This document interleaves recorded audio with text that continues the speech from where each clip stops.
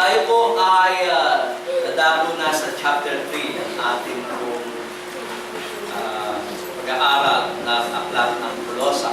Sabi po natin na si Apostol Pablo, pagkakas siya'y nakukulong sa Roma, ay ninais niyang sulatan ng mga taga-Kulosas dahil po sa mga suliraning kanilang pinaharap. At dito po nakita po natin na pinasok po ng dalawang pangkating paniniwala ang iglesia sa Kulosa, yung iglesia lokal ng Kulosa. Pinasok po sila ng mga Judaizers at pinasok rin po sila ng mga Gnostics.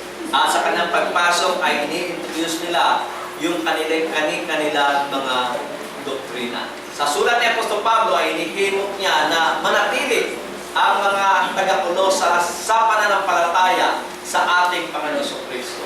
Kapag nasa ating Panginoon Kristo ang tunay na katotohanan tungkol kung kanino natatago ang karunungan, na sinasabi ng mga Gnostics, nasa kanila ang karunungan.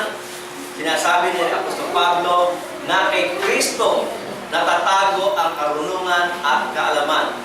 Na kay Kristo rin natatago, bagamat siya ay nasa anyong tao, nananahan sa Kanya ang tunay na pagka-Diyos. Sa mga Judaizers naman, ipinangaral nila yung tinatawag na salvation by work at pinakikisystem. Ipinakikita naman ni Apostol Pablo na walang sino mang maliligtas maliban na kung siya ay na kay Kristo. Kaya nga po ang pakinabang ng isang taong na siya ay na kay Kristo, tayo po sa ating pag-aaral na muli nating babasahin, makikita po natin yun sa Colossus chapter 2, ay ganito po ang ating mababasa.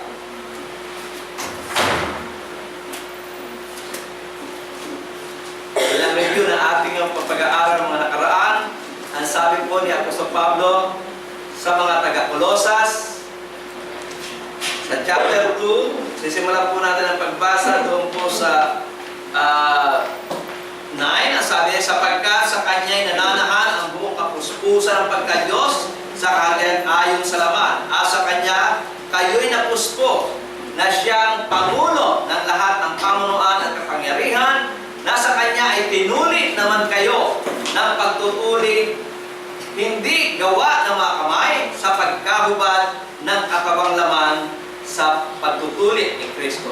Na nangaliping nakalapit niya sa bautismo, na kayo naman ay muling binuhay na kalapit niya sa pamamagitan ng pananampalataya sa paggawa ng Diyos na muling bumangon sa Kanya sa mga patay. At nang kayo'y mga patay dahil sa inyong mga kasalanan at sa di pagtutulit ng inyong laman ay Kanyang binuhay kayo na kalapit niya na pinatatawad sa atin ang ating lahat ng mga kasalanan, na pinawi ang usapang nasusulat sa mga palatuntunan laban sa atin na hindi na ayon sa atin, at ito'y Kanyang inalis at ipinako sa krus.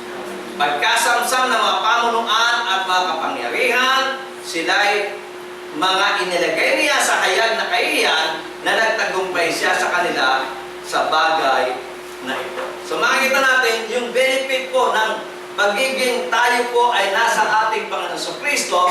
Sabi po sa verse 10, tayo po ay nagiging complete, nagiging full sa ibang salin, nagiging ganang tayo kung tayo po ay na kay Kristo. Tayo po ay nagiging circumcised.